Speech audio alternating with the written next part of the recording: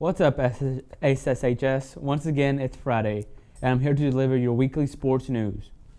Today, I will be talking about the start of this year's soccer season, Wildcat and Ladycat basketball, the tennis teams tournament, the robotics competition, and I'll also bring back a little bit of football to end the show. Now, let the show begin.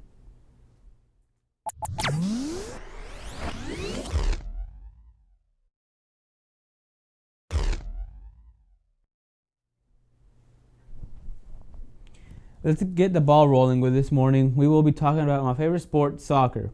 Last year was the first year since 2003 that our Wildcat soccer players didn't make the playoffs.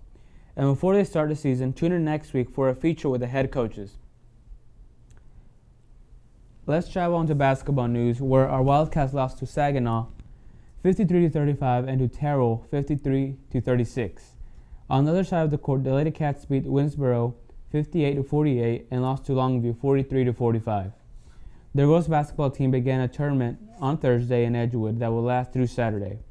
The boys basketball team also began a tournament in Central Heights that will also last through Saturday. In the first game, the Wildcats faced off against Garrison and won 62-38. Freshman Keyston Wills led the way with 21 points and only playing in 3 quarters.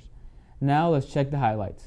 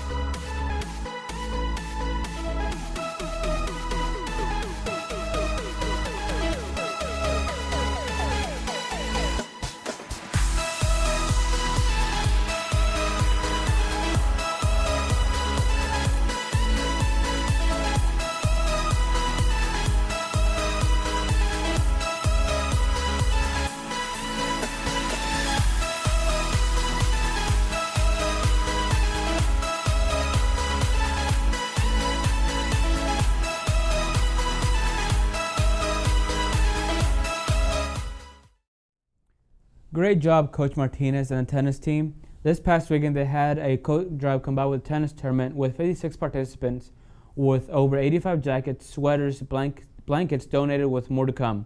They will donate them back to those in need in our community. Way to give back, tennis.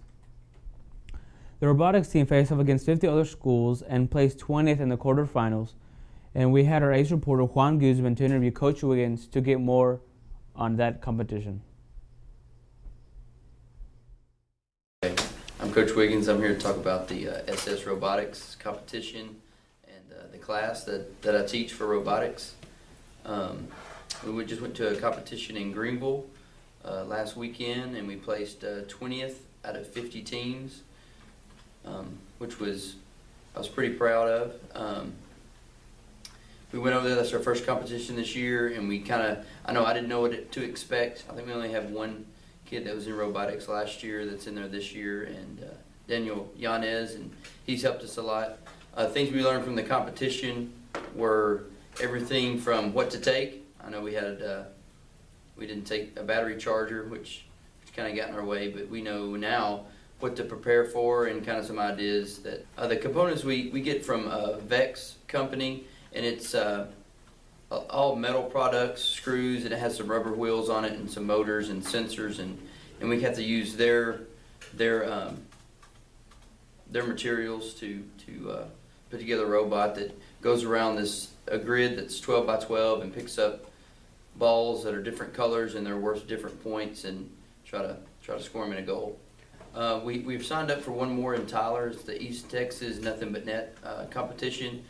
And it's also a qualifying competition. If we win it or seed pretty high in there, we'll qualify for the regional. The competitions that we just took, the robots that we just took to competition this past weekend, we've been working on since the second week of school. And we kept modifying and changing, even actually that day. So Oh, well, my expectations of the first competition were, first of all, to have our robots move and pick up at least one ball and make it in the goal.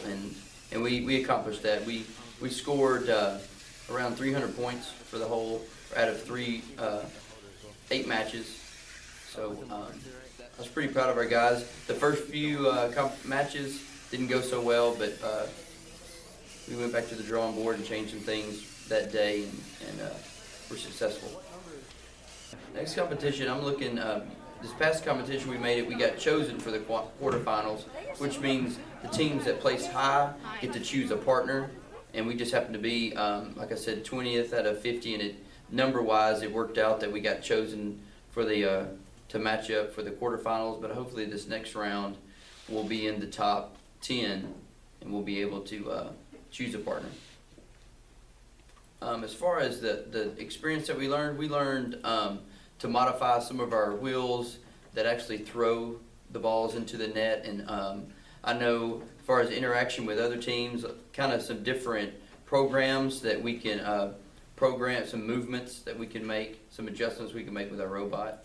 And as far as, like I said earlier, the checklist that we need to make sure that we have battery chargers, and it's an all-day event, and the batteries we use are all rechargeable, and if you don't recharge them after about 3 hours of competition, your robot starts to slow down. So that's one thing that's very important. Okay. Now from the future with robots, let's go to the past with football. We here at WNN want to say congratulations to the following for making academic all-state football. In the first team, Kane Cody and Tanner Ramirez. Second team, Spencer Bramlett. Honorable mention, Alex Gamez and Dakota Stalkup. And in all district honors, and second team offensive line, Spencer Bramlett. Bubba Hall, second team safety. Derek Weeks, second team defensive line. Kobe Hutchings, second team linebacker. And special team, Tanner Ramirez was second team punter. That's been my time. I've been your host, Juan Godino, and I'll check back on y'all next week. And remember, your life, your news, our stories.